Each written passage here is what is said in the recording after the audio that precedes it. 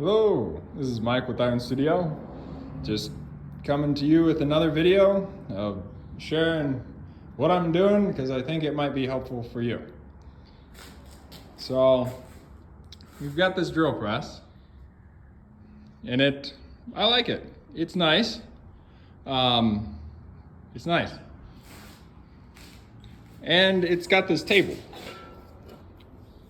And this sits, take the table, take this, I almost said saw, the press, and then there's your table. So you put your stuff on there and drill away.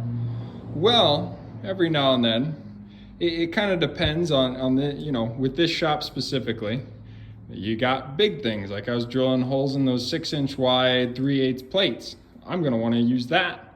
But then there's some little things, let's see, I don't know. You wanna take, let's just say this hammer. And you wanna sit here and you wanna drill through that right there. Imagine there's no handle. It's like, how are you gonna hold on to it? Well, there's the XY vise. And so I have him, I like him. But he's kind of a pain to secure. He has, I kind of jumped forward in the video a little bit, so you're in the project. But he has these things on the sides. And you can bolt them down. Another little nice tidbit to the video is I cheated. They won a bunch of money for those special things that slide through here. But you can bolt this down, but I don't want to take 10-15 minutes to bolt this down every time. And this works. If you need something cheap and real quick and aren't afraid, you're not going to be taking this off every 2 seconds. These are great. You just find a nut with a flange to it, and then you put it upside down and you can put it in here and it holds. It's not going to turn, it's not going to turn on you and adjust, just like whatever $40 piece of steel the Grizzly wanted to sell you in the first place. But you can go and get it at your local Ace or Home Desperate. But, so I have this, and I don't want to be bolting this down every single time. I just want to be able to switch tooling out. So, what did we do? We took this. How is it attached? Wow, it's a shaft, and there's a hole. Well, what do? We make a shaft and we put it on the bottom of that. So I kind of jumped ahead, and this is a cast iron piece. So we TIG brazed it. There's a 1/4 inch plate. Oh, sorry. There's a 1/4 inch plate on the bottom of here. TIG brazed. And so there's nothing fancy. And you can TIG braze to the cast without preheat. Pro tip. Works wonders. Makes your life so much easier. So we have the plate. Well, there's still no shaft. Well, what do? Because, and here's where it starts to get tricky and weird in your fabric cobbling. This, oh, you can't see it. Anyway, it's inch, maybe you can see it. It's about inch and, what was that, 13/16? I can't remember. But it's right in between. It's a funny size that you're not going to be able to buy. So what do? You can't just, there's no lathe in this shop. There's no mill. So what do? Well, you got to do a little thinking in your resources. So what I did was I went down to the supplier and I said, what's the closest thing you can get me to 1 inch and 13/16? And they said, what was it, 1.5 inch pipe, and they had schedule 40 and schedule 80 wall.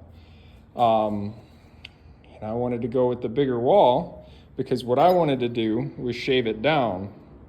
And so I didn't have to take off too much. I think it was just a 1/16 off of the overall outside diameter. And I did that. Well, how in the world did you shave this thing down and get it to fit in here nice and snug and nice and round without a lathe. Well, I'll show you. So what you'll do is, since this is 1.5 inch inside diameter, you can take, this is pipe, 1.5 inch pipe is referencing the inside diameter. This is 1.5 inch tube referencing the outside diameter. Well, you can put one over the other. It's got a pretty nice fit. And then I can take it to the trusty dusty belt grinder here. And you turn it on and just let it go. And what I've done here though is I have this ledge, and to keep it from just speeding up and going with the belt and not cutting anything, I push down on this little ledge to keep it from spinning, so that it has some resistance when I'm pushing up against it, that it actually cuts here. And then you just take it on and off every so often to do that. You could also probably do something similar with an angle grinder. Oh, where's the other parts? And a fiber disc. You stick it in the vise. You turn and you put the angle grinder in the vise with one of these, and you can accomplish something pretty similar, pretty close. It's a lot better than just trying to go at it with a grinding wheel. If you're in the field and you gotta do what you gotta do because you won't be home for a couple weeks, I'm sure you could get it done nice and slowly with a angle grinder. But that's kind of what I wanted to share. Last little thought is, while I'm making this, you can't just weld this to the plate here. Why? Well, you're like, Michael, why in the world is that? Well, if you weld it, there's that big, you're either gonna have that convex weld, or you're gonna have the convex, crowned, concave, dipped.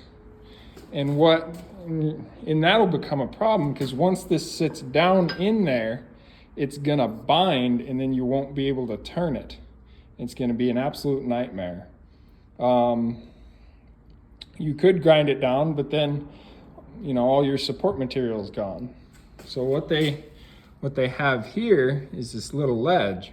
Well, I'm not gonna grind a little ledge in this. I'm gonna go back, find some sort of other material to make that collar.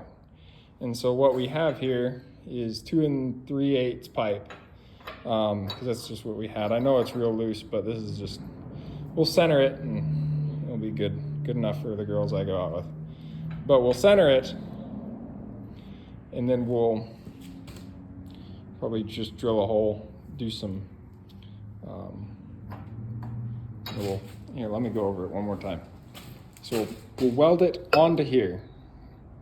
We'll center this piece, weld it on all the way around, and then we'll take the collar and we'll drill some holes in the side, and then plug weld it on the side so we have that nice collar. That way, when all this is done, I can just put it on there. It turns just like my table, and I can just interchange these things however I please, really quickly, really easily. So that's that. I just thought I'd share the thoughts. I'm looking and open for any comments. If you guys know of an easier way, just trying to share some thoughts and how I make things, so that hopefully it makes things easier for you to make things, so that we can continue making cool things. So thank you very much for watching.